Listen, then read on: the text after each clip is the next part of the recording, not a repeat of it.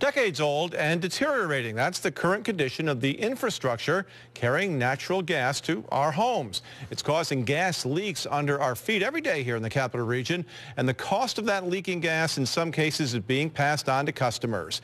Our investigative reporter Jennifer Leaky gets the real deal.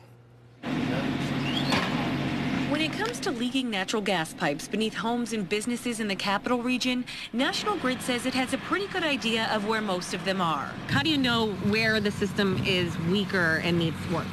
Well, one thing is calls, customer calls. I mean, if you smell gas, call us. That's an immediate tip-off, and those are priority calls. So we go there immediately, and we'll do gas checks.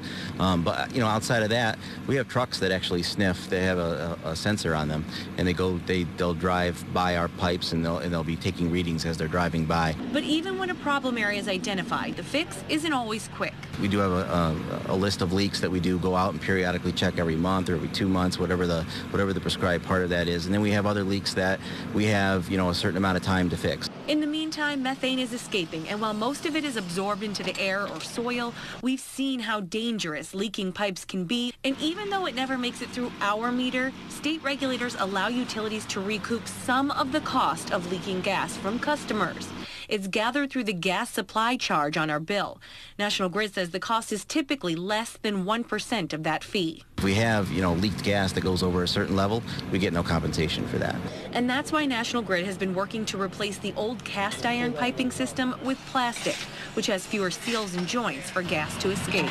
The plastic pipe, it lasts much longer. It'll last for over 100 years shelf life and reduces any type of leak issue that could happen in the future. But the underground remodel is a slow process. We're going to try to replace up to 40 miles throughout the Eastern Division, which is from the Albany area out towards the Syracuse area. Right now, based on what we've been doing, we're probably looking at it could be maybe up to about 20 years or so before all of the pipe would be replaced in upstate New York at this level. And customers, well, we're paying for that too. It's delivery charge, in your gas bill. I mean, that's really, a lot of people ask about that. What's in this delivery charge? What am I paying for? Well, you're paying for part of this. This is all infrastructure maintenance. To increase safety, National Grid says, along with lower the fees we're paying for leaking gas. That's The Real Deal. I'm Jennifer Leaky. And if there's something you'd like Jen to dig into for The Real Deal on, email her, therealdeal@cbs6albany.com.